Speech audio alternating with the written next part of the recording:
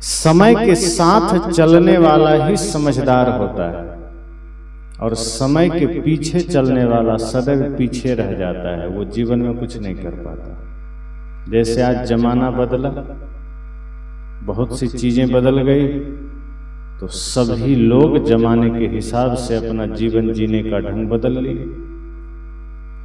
अब ऐसा करते कि जमाना बदल गया और हम सब ये सोचते कि नहीं, जैसे पूरा काल में था हम वैसे ही रहेंगे। हम सोचते कि नहीं, हम टेक्नोलॉजी का इस्तेमाल नहीं करेंगे, जैसे पहले के ऋषि मुनि रहते थे हम वैसे ही रहेंगे। तो हम आपके बीच अभी पहुंच ही नहीं पाते। पैदल चलते एक आध महीना से कम तो नहीं लगता, तो समय पर नहीं आ पाते। इसके लिए हमको नवंबर में ही चलना पड़ता।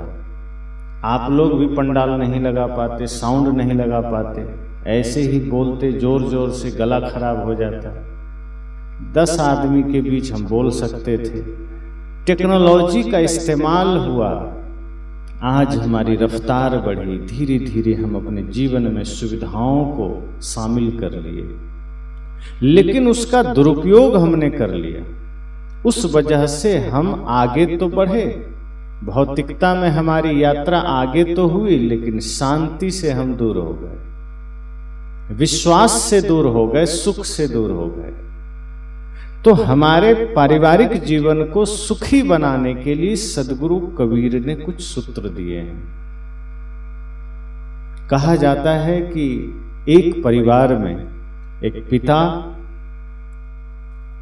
एक मां, उसका पुत्र और पत्नी, 4 लोग थे।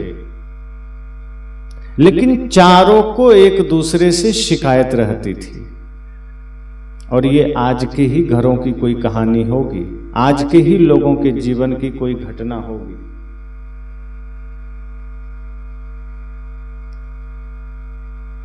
क्योंकि शिकायतें सदैव आदमी की रहती है। अब पिता की शिकायत थी कि मैं बूढ़ा हो रहा हूं तो बेटा बात ही नहीं मानता, कुछ कहता हूं तो सुनता नहीं, कुछ कहता हूं तो दाएं बाएं निकल जाता है। मां की शिकायत रहती थी कि बहू बात नहीं मानती है, निकल जाती है कहीं। तो मां की भी शिकायत थी कि बहू बात नहीं मानती, बेटा भी नहीं मानता। और बेटे का शिकायत था कि पिताजी मुझे सीरियसली नहीं लेते। और बहू सोचती थी कि सब कुछ तो ठीक है, लेकिन हमारा सुनने वाला भी कोई नहीं। गुमसुम रहना, हिम्मत ही ना हो अपनी बात रखने को, कि ससुर से कह दें, मां से कह दें, पति से कह दें, तो कोई भी बात हो वो दिल में रख लेती और चुपचाप भीतर भीतर रोती रहती। बेटा सोचता मैं कुछ करना चाहता हूं, पिताजी रोक देते हैं, उसको भी चिढ़। मां सोचती थी कि दिन भर काम करो, सुबह से उठो, झाड़ू पोछा, घर का सारा काम, लेकिन अंततः कोई हमारा हालचाल पूछने को राजी नहीं। हम इतनी मेहनत करते हैं और हमें बेटा भी नहीं पूछता, पति नहीं पूछते, बहू नहीं पूछती। सब एक दूसरे को दोषी मान रहे थे। सबको लगता था कि हम जो जीवन में दुखी हैं, कारण कोई 3 लोग में से कोई है। और सबकी यही स्थिति थी, सब एक दूसरे को दोष दे रहे थे। इस तरह से घर की स्थिति बिगड़ गई। जब घर में 4 ही लोग हों और चारों में समन्वय ना हो, परिवार में 4 लोग हों और एक दूसरे में तू मैं हो, एक दूसरे के साथ गलत व्यवहार हो, तो वो घर घर नहीं रहता, वो घर फिर सिर्फ होटल बन जाता है। संतों ने कहा कि आज हमारे घर घर न रहे, होटल बन गए, रेस्टोरेंट। होटल में क्या होता है? भोजन बनाने वाला कोई आदमी तैयार है, कोई भी आदमी जाए पैसा देकर खा के निकल सकता है, किसी से कोई लेना देना नहीं। उसी टेबल पर कौन खा रहा है हमें पता भी नहीं है। वो हिंदू है, मुसलमान है, सिख है, ईसाई है, कहाँ का है कुछ पता है? आप जब रेस्टोरेंट या होटल में खाने जाते हैं तो पूछते हैं कि तुम कहाँ को हो, कौन जाति के हो? कुछ नहीं, हमें अपने खाने से मतलब है। हम अपना ऑर्डर देते हैं, हमारी थाली आ गई, हमने खाया, बिल चुकाया, पैसा दिया, निकल लिए। संत जन कहते हैं आज घरों की हालत यही हो गई। बड़ा भाई घर आया, टेबल पर भोजन आ गया, पत्नी ने भोजन दे दिया, भोजन किया, पूछा भी नहीं कि छोटा भाई कहाँ है, माँ ने खाया कि नहीं खाया, कुछ नहीं, अपना खाया, निकल गया पान ठेले पर गप देने, निकल गया जुआ ताश खेलने या गपबाजियां मारने, राजनीतिक चर्चा करने। बेटा किस स्थिति में है, पढ़ा कि नहीं, क्या, कुछ नहीं। मंझला भाई आया, वो भी कुछ नहीं पूछा, उनकी पत्नी उनको भोजन दे दिया। छोटा भाई आया, उसकी पत्नी उसको भोजन दे दिया। एक साथ बैठ करके श्रद्धा प्रेम से भोजन करने की परंपरा धीरे धीरे खत्म हो गई। अकेला आ रहा है, भोजन किया तो चुपचाप निकल लिया। अंतर सिर्फ इतना रह गया है कि होटल में हम पैसा दे के खाते हैं, यहां ऐसे ही मिल जाता है, पहले से हमने व्यवस्था कर रखा है तो यहां भोजन मिल जाता है। तो जब समन्वय खत्म हो गया, प्रेम खत्म हो गया, तो आज हमारे घर होटल जैसे बन गए कि कोई आ रहा है, खा रहा है, जा रहा है। न माँ के हालचाल पूछने के लिए हमारे पास समय है, न पिता से बात करने का हमारे पास समय है, न बच्चों का हालचाल पूछने का समय है। बच्चे पढ़ रहे हैं, नहीं पढ़ रहे हैं, क्या सीख रहे हैं, नहीं सीख रहे हैं, उनका मार्ग तो नहीं बिगड़ रहा है, पत्नी के मन में कुछ बातें दबी तो नहीं जा रही है, ये पूछने को हम राजी नहीं है। क्या दुख है माँ का, क्या दुख है पिता का, आज कोई पूछने को राजी नहीं है। आप भीतर भीतर रो रहे हैं, पीड़ा में हैं, लेकिन घर छोड़ भी नहीं सकते। माया का इतना भयंकर पसारा है कि घर छूटता नहीं है। भले ही कितना भी दुख मिल जाए, भले ही कितना भी कष्ट मिल जाए, पर हम सोचते हैं अब कहाँ जाएंगे, क्या करेंगे, कौन सहारा होगा। बच्चे को छोड़कर, परिवार को छोड़कर, लोग क्या कहेंगे। कोई कोई मीरा संकल्प लेकर के घर छोड़ के भक्ति करने निकल जाती है, पर सब तो ऐसा नहीं कर सकते। तो घर को कैसे सुखी बनाएं, इस पीड़ा में उस घर के लोग रह रहे थे कि सब एक दूसरे से चिढ़ रहे थे, जल रहे थे, अपने तरफ कोई देख नहीं रहे थे। मां को लगे बाकी तीन गलत, पिता को लगे वो तीनों गलत, बेटे को लगे कि नहीं मां बाबूजी पत्नी गलत। अब पत्नी बेचारी सबका सुन करके चुपचाप रोती रहे, भीतर कुछ कह ना पाए। उसे भी लगे कि यही लोग हमारे दुख का कारण हैं। ऐसे ही समय बीतता गया, बीतता गया। एक बार संजोग की बात है, सदगुरु कबीर का आगमन हो गया उसी गांव में। जब सदगुरु कबीर साहब का आगमन हुआ तो लोगों ने कहा कि तुम्हारे दुख अब दूर होंगे। क्यों? क्योंकि इस गांव में सदगुरु कबीर का आगमन हुआ है, और जहां सदगुरु कबीर आ जाते हैं उस गांव, उस नगर में दुख नहीं रहता। क्योंकि आपने कहानी सुनी है कि जब सदगुरु कबीर गुजरात भरूच गए थे तत्वा जीवा के घर, तो बड़े दुखी थे, पीड़ित थे, परेशान थे, लेकिन और गरीब भी थे। पर सदगुरु कबीर का चरण जब उनकी झोपड़ी में पड़ा तो वो आनंदित हो गया, और उन्होंने सदगुरु कबीर का जो चरण धोया, उसी जल से एक बड़ का पौधा लगाया। आज भी वो पौधा है, अब तो बहुत विशाल हो गया। कबीर बड़ के नाम से प्रख्यात है। महीनों सदगुरु कबीर उनके घर रहे। सदगुरु कबीर किसी के घर महीनों रह जाएं, ये कितना बड़ा सौभाग्य होगा। तो उन तत्वा जीवा का जीवन का भाग्य ही बदल गया। उनको इतना स्नेह हो गया सदगुरु से, इतना प्रेम हो गया, इतना लगाव हो गया कि अब उनको लगे कि बिना सदगुरु के तो हमारा जीवन ही बेकार है, श्वास भी लेना मुश्किल है। यूं कहो कि थोड़ा मोह हो गया, क्योंकि सदगुरु संतों के साथ रहते रहते थोड़ा मोह तो हो ही जाता है। क्योंकि गुरु इतना करुणावान होते हैं, इतने दयावान होते हैं कि साथ रहने पर भक्तों को थोड़ा लगाव तो हो जाता है। तत्वा जीवा को भी हो गया। जब सदगुरु कबीर जाने को तैयार हुए तो दोनों रोने लगे। कहा, गुरुदेव आप चले जाएंगे तो हमारा जीवन कैसे चलेगा, हम तो बिखर जाएंगे, आप नहीं जाइए, यहीं रहिए। तो सदगुरु कबीर ने कहा, जैसे तुम दुखी थे ऐसे ही कोई और संसार में दुखी है, वहां जाना तो पड़ेगा। दुनिया में कितने लोग दुख में जी रहे हैं, मुझे तो जाना पड़ेगा।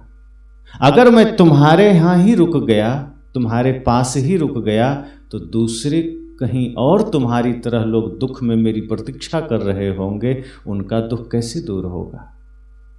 तत्वा जीवा ने कहा, लेकिन गुरुदेव आपके बिना हम नहीं जी सकते, हम सुखी हैं क्योंकि आप यहां हैं, अगर आप चले जाएंगे तो हम दुखी हो जाएंगे। तब सदगुरु कबीर ने ज्ञान की बात कही कि तत्वा जीवा, क्या सच में तुम मुझे चाहते हो।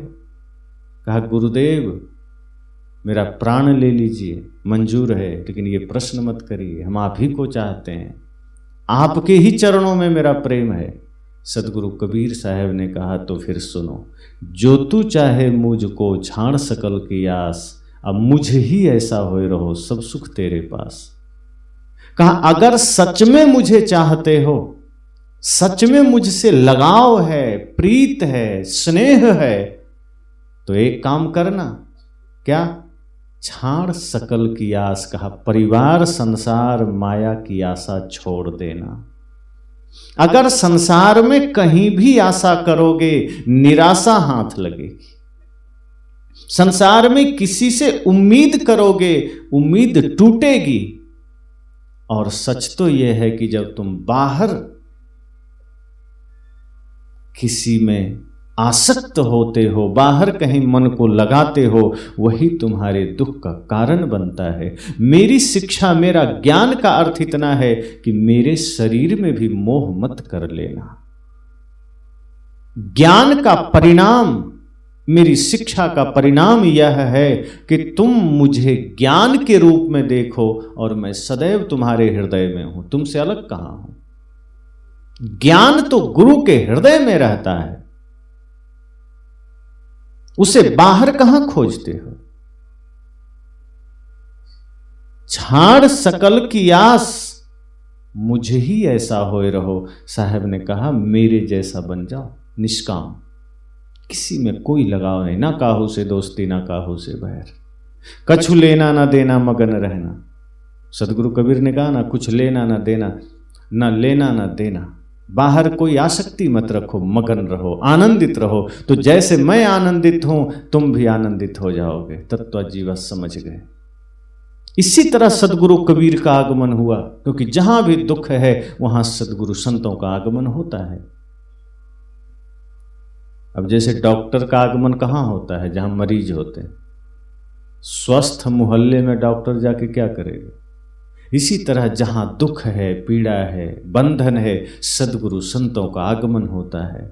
और जो व्यक्ति स्वस्थ होना चाहे, आनंदित होना चाहे, वो सदगुरु के वचनों को धारण करता है। तो जैसे ही लोगों ने कहा उस परिवार से कि आज इस नगर में, इस गांव में सदगुरु कबीर का आगमन हुआ है, और यदि सुखी होना है, अगर तुम परिवार में ही आनंदित होना चाहते हो, तो सदगुरु कबीर के पास जाओ, उनके निकट जाओ, अपने जीवन के प्रश्नों का उत्तर पूछो, सुखी हो जाओगे। लोगों को लगा कि आज सौभाग्य जग गया, इतने महान सदगुरु हमारे गांव में आ गए। क्यों ना हम अपने जीवन के प्रश्नों का उत्तर पूछ लें, क्यों ना हम अपने जीवन की समस्याओं का समाधान पूछ लें, ताकि हमारा घर स्वर्ग बन जाए, जिसमें तू मैं हो रहा है। सब एक दूसरे पर कुढ़ रहे हैं, चिढ़ रहे हैं, सब परेशान हैं, पीड़ा में हैं। आज उसका विराम होगा। सभी लोग गए, सदगुरु के पास बैठे, विनम्रता से कहा, हे सदगुरु, हम सब दुखी हैं।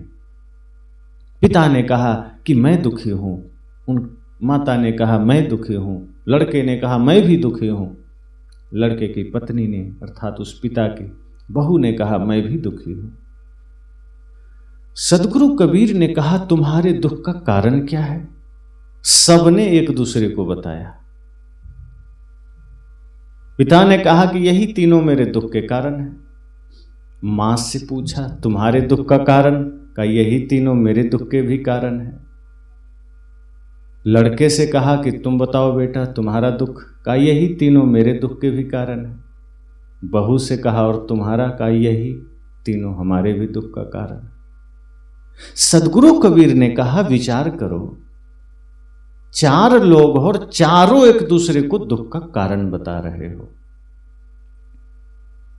अगर ऐसा बताते रहे तो निश्चित मानो कभी सुखी नहीं हो पाओगे, कभी जीवन में शांति नहीं आएगी। तो उन लोगों ने कहा, फिर रास्ता क्या है गुरुदेव? तो सदगुरु कबीर अपने झोले से एक दर्पण निकाले, आईना, कहीं धराओ।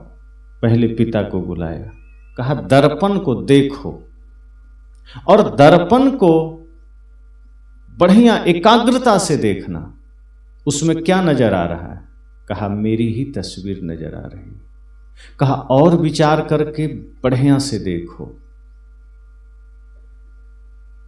दूसरे की तरफ से दृष्टि हटा करके मन एकाग्र करके दर्पण को देखो, शांत भाव से, निष्पक्ष भाव से। अब बताओ क्या दिख रहा है? तब उस बूढ़े ने कहा, पिता ने कहा कि गुरुदेव, इसमें दिख रहा है कि एक बूढ़ा है जो बड़ा जिद्दी है, जो अपनी बात मनवाना चाहता है, मानना नहीं चाहता है। सदगुरु ने कहा कि तुमने पहली दफा अपनी ओर देखा है, अब तुम्हें अपने चेहरे पर वो सारी समस्याएं नजर आएगी जो तुम दूसरों में खोज रहे थे। कहा और विस्तार से बताओ। कहा हम उस चेहरे को देख रहे हैं इस दर्पण में जो अपनी जिद पर अड़ा होता है, न बेटे की सुनता है, न पत्नी की सुनता है, न बहू की सुनता है। कहा तो? कहा आज से मुझे रास्ता मिल गया कि जब जीवन में दुख हो, कोई समस्या हो, तो दूसरों पर उंगली नहीं उठाना है, मुझे अपनी ओर देखना है। तब सदगुरु कबीर ने कहा बस यही सूत्र है, और बारी बारी से तीनों को दिखाया। उसके मां को भी कहा देखो। मां ने कहा हाँ, एक लाचार सी बुढ़िया दिख रही दर्पण में, जो काम तो करती है लेकिन भीतर भीतर चिढ़ती भी है और बहुओं और बेटों को कड़वा भी बोलती है, बात बात में टोकती भी है। सदगुरु कबीर ने कहा तो? कहा ये हमें बंद करना होगा, इससे हमें अपने आप को रोकना होगा, क्योंकि जब तक हम कितना भी काम करें और दोष दूसरों पर देते रहें, अपने दुख का कारण दूसरे को बताते रहें, तब तक जीवन में सुख नहीं आ सकता। इसी तरह बेटे को कहा तुम देखो।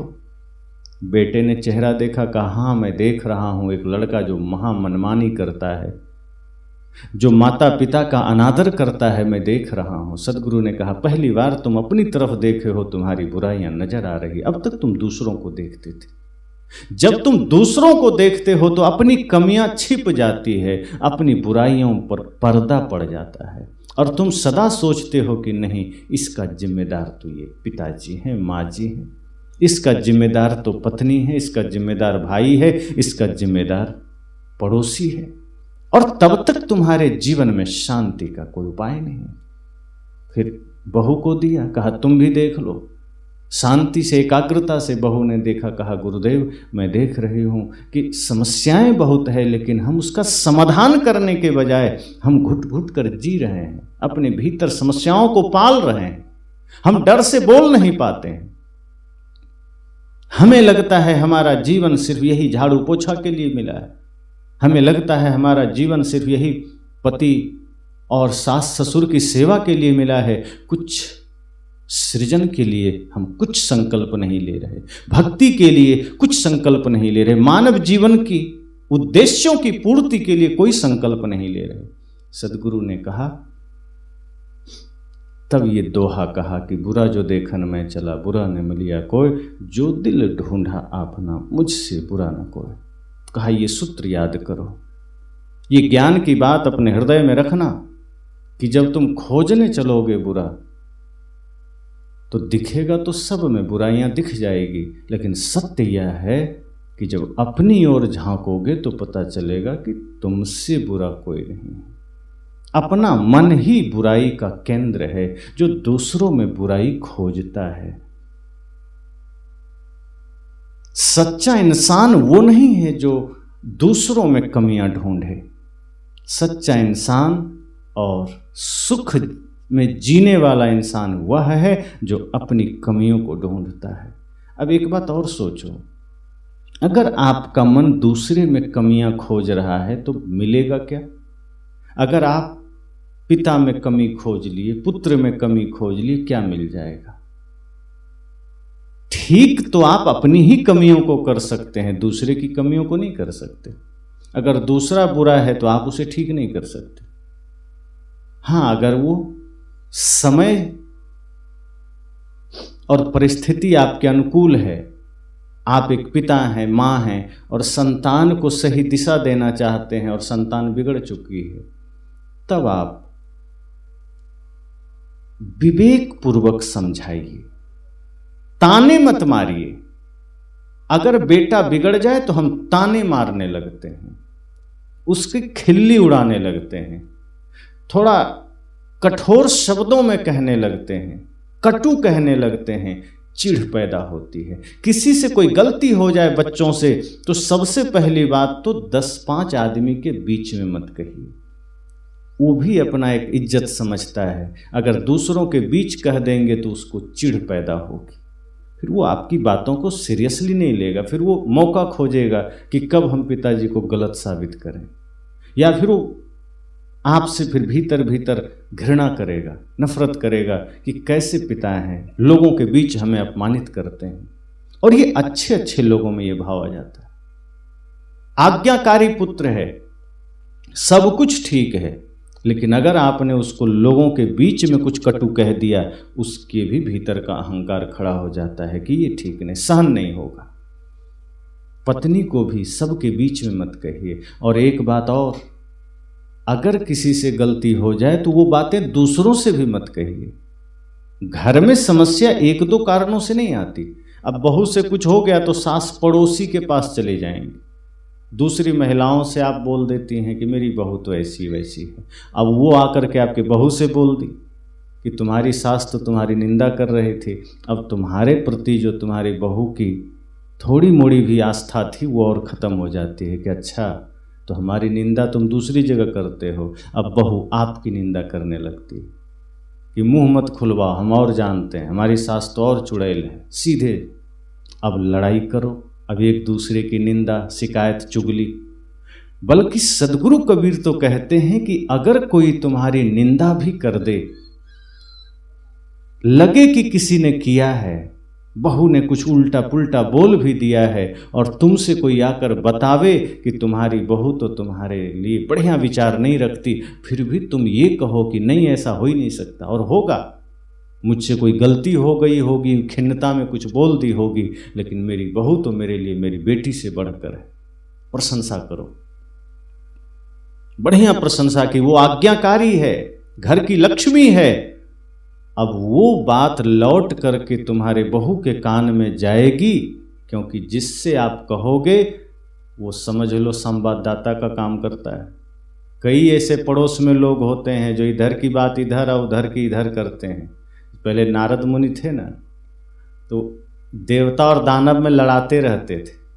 अगर देवता कुछ समीकरण बनाते थे तो ये चुपके से दानवों को जाके बता देते थे कि तुम लोग क्या यहाँ जो है पार्टी कर रहे हो, शराब वराब पी के नाच नौटंकी, पीछे वहाँ इंद्र की सभा में ये योजना बन रही है तुम्हारे खिलाफ। और राक्षस लोग नाराज, अब वो कुछ प्लान बनाने लगते थे। तो कहते थे नारद मुनि आप ऐसा तो नहीं करेंगे, हम जो बना रहे हैं ये तुम देवताओं को जाके बता दोगे? अरे नहीं नहीं तुम बनाओ, तुम्हारा थोड़े बताएंगे, देवता हमें कभी कभी अपमानित करते हैं इसीलिए बता दिए, तुम्हारा नहीं बताएंगे। लेकिन राक्षसों का भी जाके देवता को बता देते थे कि तुम लोग यहाँ हंसी मजाक करो, राक्षस लोग तुम पर चढ़ाई करने वाले हैं। ऐसे ही हर मोहल्ले में एक पुरुष और एक महिला ऐसा आपको मिल जाएगा जो कहीं शकुनी बनकर खड़ा है, कहीं मंथरा बनकर खड़ा है, कहीं नारद बन के खड़ा है। अगर आप अपने सास पर, अपने बहू पर, अपने पुत्र पर, अपने मित्र पर भरोसा ना करके किसी तीसरे पर भरोसा कर रहे हो, आप खुद अपने घर को तोड़ने के जिम्मेदार हो। आप ये सोचो कि जो मेरी सास हैं वो तो मां है, अगर मैं इनके बातों को छोड़कर मैं पड़ोस में किसी की बात पर भरोसा कर रही हूं, इसका मतलब वो सार्थक हो गया, वो सफल हो गया आपके घर को तोड़ने के लिए। क्योंकि आपके घर की खुशियां क्या पता किसी को बर्दाश्त ना हो, और जब किसी को आपके जीवन और आपके घर की खुशियां पचती नहीं है, तब वो फूट डालो और आनंद लो, फोड़ो, शिकायत करो। तो संतजन कहते हैं कि इससे पहले कि कोई तुम्हारे जीवन में मंथरा बनकर आए, तुम्हारे घर को फोड़ दे, क्योंकि मंथरा सिर्फ उस समय में नहीं थी, आज भी घरों में मंथरा रहती है। मंथरा सिर्फ शरीर की बात नहीं है, मंथरा एक बुद्धि है जो किसी के भी जीवन में आ सकती है, जो किसी के भी जीवन का सत्यानाश कर सकती है। सोचो, जो कैकेयी माता भरत से बढ़कर राम से प्रेम करती है, बार बार निंदा, बार बार चुगली, बार बार शिकायत इतना जहर होता है कि किसी के भी मन को बदल सकता है। इसलिए सदगुरु कहते हैं कि निंदा भी मत सुनना, शिकायत भी कोई करे तो वहीं हाथ जोड़ लेना कि रहने दो, ये मुझे नहीं सुनना, कुछ अच्छी बातें हो तो सुनाओ। राम से इतना प्रेम, लेकिन बार बार मंथरा के सुनाते सुनाते, उल्टा पुल्टा भरते भरते, जो कैकेयी राम से इतना प्रेम करती थी, उसका मन भी बदल जाता है। और वो जानते हो क्या कहा? सब जानते हैं, उस राम के लिए वनवास मांग लेती है। उस राम को अन्न खाने तक का मना कर देती है, पैर में खड़ाऊं पहनना मना हो जाता है। उस राम को राज्य के सीमाओं में घुसना मना हो जाता है। एक मंथरा की बुद्धि ने राम के जीवन को नरक बना दिया। यद्यपि राम जी इतने सुलझे थे कि वो नरक होने नहीं दिए, वो अपने दुख को भी सुख में बदल दिए। ऐसे तो घर में लोग नहीं होते ना, कि कोई शिकायत किया, किसी ने निंदा किया तो आप उसमें शामिल हो जाते हैं और अपने घर में महाभारत कर लेते हैं। अभी भारत है लेकिन घरों में महाभारत हो जाता है। सदगुरु कबीर कहते हैं कि कोई निंदा करे, कोई शिकायत करे मत सुनना, क्या पता कौन बिगाड़ दे, कौन आपके घर को तोड़ने के लिए तैयार है। तो अगर किसी ने निंदा भी किया, आप एक सास हैं या आप एक पिता हैं, भाई हैं, बहू हैं, तो शिकायत करने वालों के सामने हाथ जोड़ लीजिए और कहिए कि चुप करो, हमसे ज़्यादा जानते हो तुम मेरे बहू को, मेरे सास को, तुम क्या बताओगे। हम जानते हैं वो बहुत नेक दिल हैं, बड़े अच्छे हैं, हमारे लिए वो अमृत हैं, देवता हैं, देवी हैं। जब इस तरह से आप कहोगे तो वो क्या करेगा, वो फिर आपकी बात ले जाएगा, संवाददाता है ना, वो ले जाएगा वहाँ जरूर। और जब वो उन्हें कहेगा आपकी बहू से या सास से कि अरे तुम तो निंदा कर रहे थे पर तुम्हारी सास या बहू ने तो तुम्हारे लिए इतना बढ़िया बोला। अब अगर आपके सास ने बुराई भी की होगी तो उसको फील हो जाएगा कि जिस बहू को हम बुरा कह रहे थे वो तो इतना बढ़िया विचार रखती है, हमारे लिए तो उसके मन में कोई कटुता ही नहीं है, वो तो हमें मातृवत मानती है। अब उसके भी विचार ठीक हो जाएंगे। सदगुरु कहते हैं आप जो देते हो लौट कर आपको मिलता है, ये प्रकृति में नियम है। आपने अगर किसी की निंदा किसी के सामने किया है, वो कई कानों से घूमते हुए फिर आपकी निंदा बनकर आपके पास आ जाएगी। अगर आपने किसी को गाली दिया है, वही गाली लौट करके आपके पास आ जाएगा, क्योंकि ये संसार ऐसा ही है, यहां जो बोओगे वो काटोगे। इसलिए सदगुरु कबीर ने कहा कि बुराई की संभावना अगर जीवन में बन रही है तुरंत उसको त्याग देना, बुरा विचार मत आने देना, बुरे ख्याल मत आने देना, एक दूसरे की निंदा मत करना, ना बहू की करना, ना सास की करना, ना पति की, ना पत्नी की, और बेटों की तो करना ही मत।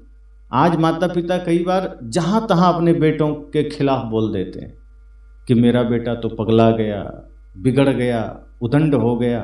अब आपका बेटा जब सुनता है तो कहता है जब पिताजी यही बोलते हैं तो हम सुधरें क्यों, तो और बिगड़ता है, फिर वो और गलत करेगा और आप कुछ नहीं कर पाते। ऋषियों ने कहा कि बल्कि अगर कुछ छोटी मोटी त्रुटियां भी आ जाए, आपके बच्चों का शिकायत आ जाए, तो लोगों के बीच ये कहिए कि ठीक है, छोटा है, नटखट है, कुछ कर दिया होगा, पर मेरा बेटा ऐसा नहीं है, बढ़िया है, समझदार है, ज्ञानी है। तब आपका बच्चा सोचेगा कि देखो, हम हैं जो कुछ भी उल्टा सीधा करके माँ बाप के नाम खराब करते हैं, और मेरे माँ बाप मेरे से कितना प्रेम करते हैं, कितना सम्मान करते हैं, हमारा त्रुटि भी दबा देते हैं। लेकिन जब वो घर आवे, अकेले में बैठा के समझाइए। इसका मतलब ये नहीं कि उसकी गलतियों पर पर्दा डालिए, लोगों के बीच उसका अपमान मत करिए। 10 लोग हैं, वहां किसी को अपमानित मत करिए, लेकिन जब घर आ जाए तो अकेले में बिठाकर, कोई भी है, आप बड़े हैं तो अपने से छोटों को समझाइए प्यार से कि ये जीवन आपके व्यवहार से मर्यादित हो जाता है, और आपके गलत व्यवहार से यही जीवन नरक बन जाता है। हर कोई अपने अपने व्यवहार के लिए खुद जिम्मेदार है। अगर आप बढ़िया करोगे, यही शरीर आपके लिए मर्यादा का कारण बन जाएगा, और इसी शरीर से कुछ गलत करोगे तो आपकी ही मर्यादा मिट्टी में मिल जाएगी। माँ बाप का नाम तो खराब होगा, असली समस्या तो खुद के साथ होती है, जो आदमी तुरंत देख नहीं पाता है। अब कई बच्चे हैं, बिगड़ तो जाते हैं, मजा आता है तत्काल उदंडता करने में, नशा करने में, हुड़दंगबाजी करने में, फालतू के काम करने में, गलत व्यवहार करने में, किसी से छेड़छाड़ करने में। शुरू में तो अच्छा लगता है कि मजा आ रहा है, लेकिन इस वजह से वो अपने जीवन को नरक बना लेता है। उसकी मर्यादा गिरती है, उसका चारों तरफ खिल्ली उड़ता है, मजाक उड़ता है। हालांकि आदमी आज इतना ज़्यादा इस मामले में आगे बढ़ गया है कि इसको भी नज़रअंदाज कर देता है, पीछे लोग क्या कहते हों। गलतियों के ऊपर गलतियां करते चला जाता है। सदगुरु कहते हैं नहीं, सुखी होने का रास्ता यह है कि अपनी ओर देखो। बुरा जो देखन में चला, बुरा न मिलिया कोई, जो दिल ढूंढा अपना, मुझसे बुरा न कोई। अगर अपनी ओर आप देखेंगे तो पता चलेगा कि कमियां तो अपने भीतर है। हमें अच्छा देखना है, हमें अच्छा सुनना है, हमें अच्छा करना है। दुनिया क्या करे, हमें क्या मतलब। अगर किसी से कुछ सीखना है तो अच्छे लोगों से सीखिए। हमारी एक समस्या और है कि चोर को देखकर चोरी करना सीख जाते हैं जल्दी, शराब को देखकर, शराबी को देखकर शराब पीना सीख जाते हैं, झगड़ा करने वाले को देखकर झगड़ा करना सीख जाते हैं, गुटखा खाने वाले को देखकर गुटखा खाना जल्दी सीख जाते हैं, गाली देने वाले को देखकर गाली का स्टॉक बढ़ा लेते हैं।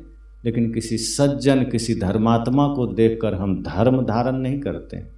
हमारे मोहल्ले में कोई धर्मात्मा है, कोई संत है, कोई सज्जन है, तो उन्हें देखकर हम ये नहीं कहते कि ऐसा धार्मिक हम भी बन जाएं, कि ऐसा सज्जन हम भी बन जाएं, कि ऐसा ज्ञानी हम भी बन जाएं। अगर देखना है तो अपने से अच्छे को देखिए, बुरे को मत देखिए। सुख चाहिए तो संतों को देखिए, महापुरुषों को देखिए, उनको देख के आगे बढ़िए। लुच्चे लफंगों को देख करके आगे मत बढ़िए, उन्हें अपने जीवन में जगह मत दीजिए, क्योंकि उनका संग हुआ नहीं कि जीवन गया काम से। और यदि सुखी रहना है, संतुष्ट रहना है, तो अपने से धनी को मत देखिए। सूत्र है, याद रखिए। अपने से ज्यादा धनवान को देखेंगे तो आपका हर चीज खटकेगा। अगर आपके पास साइकिल है और आपने मोटरसाइकिल वाले को देखा तो आपकी साइकिल आपको खटकती रहेगी कि हमारे पास भी मोटरसाइकिल होता तो कितना अच्छा होता।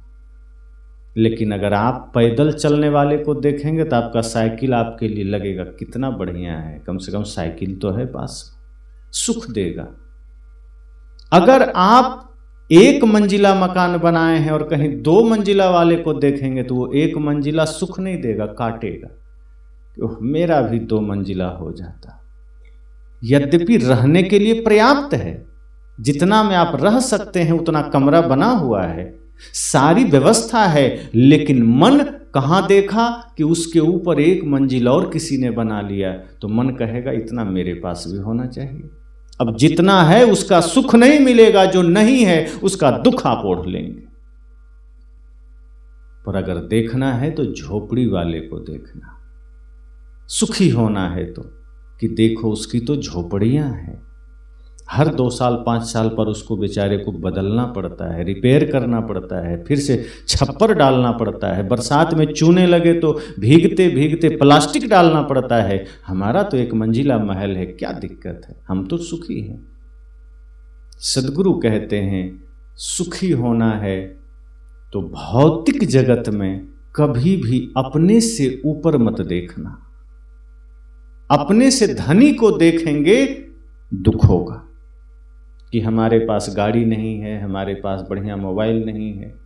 अगर किसी के हाथ में आईफोन है और आपने देख लिया तो आपका अपना फोन दुख देने लगेगा। लेकिन अगर सुखी होना है तो जो लोग कीपैड वाला फोन रखते हैं उसको देखना, फिर आपको सुख होगा। और आगे बढ़ना है, शांति पाना है, सच्चा इंसान बनना है तो अपने से नीचे मत देखना, फिर अपने से आगे देखना। लेकिन जब बिगड़ने का मार्ग हो तो हम अपने से नीचे देखते हैं, अर्थात जो बिगड़ा हुआ है हमसे भी ज़्यादा, फिर हम उसको देखते हैं कि कोई चोरी कर रहा है, कोई छल कर रहा है, कोई शराब पी रहा है। तो लोग कहते हैं, कई बार माता पिता कहते हैं देखो शराब मत पियो, तो बेटा क्या कहता है कि आप किस दुनिया में जी रहे हैं, हम जहाँ रहते हैं वहाँ बड़े बड़े लोग शराब पीते हैं, व्यापारी लोग शराब पीते हैं, दुकानदार पीते हैं, ट्रक चलाने वाले पीते हैं, ट्रक के मालिक पीते हैं, बड़े बड़े लोग पीते हैं, और आप कहते हैं शराब मत पियो, शराब के बिना कोई जिंदगी है। तो वहाँ जब हम गलत करना हो तो हम वैसे ही लोगों को देख लेते हैं जो हमसे ज़्यादा गलत। सदगुरु कहते नहीं, वहाँ फिर धर्मात्मा को देखना, वहाँ सज्जन को देखना जो गलत रास्ते पर नहीं है। तो एक तो अपने घर अपने परिवार में सुखी होने का सूत्र यह है कि अपनी ओर देखिए, दूसरे की कमियों को मत देखिए,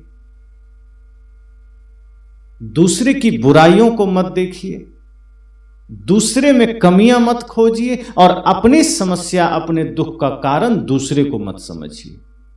अगर आप ये मानते हैं कि आपका दुख दूसरे के वजह से है, आप कभी सुखी हो ही नहीं सकते। क्योंकि अगर दूसरा आपको दुख दे रहा है तो उसको ठीक करेंगे, तीसरा देने लग जाएगा, उसको ठीक करेंगे, फिर चौथा आदमी दुख देने लग जाएगा, किसको किसको रोकेंगे।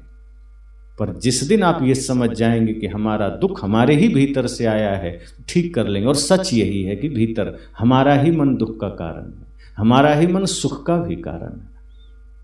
इसलिए सदगुरु कबीर ने उस परिवार को समझाया कि बुरा जो देखन में चला बुरा न मिलिया कोई, जो दिल ढूंढा अपना मुझसे बुरा न कोई। ये सूत्र अगर याद कर लो सुखी हो जाओगे। सदगुरु कबीर के आशीर्वाद से पूरा परिवार सुखी हो गए, भक्ति में लग गया, सदगुरु की भक्ति करने लगा। उसके घर में दरिद्रता मिट गई, दुख मिट गया, एक दूसरे के बीच का कलह मिट गया और प्रेम का डेरा हो गया। जहाँ सदगुरु संतों के वचनों का आदर होता है, जहाँ संत गुरुजनों के चरण पड़ते हैं, वो घर में प्रेम बसता है, उस घर में समृद्धि बसती है। इसलिए इस संकल्प के साथ कि हम सब को भी अपनी ओर देखना है, अपनी कमियों को निकालना है, अपने विकारों को हमें छांटना है। जब हम अपने जीवन को सुंदर बनाएंगे तब हमारा घर भी सुंदर बनेगा, परिवार सुंदर बनेगा,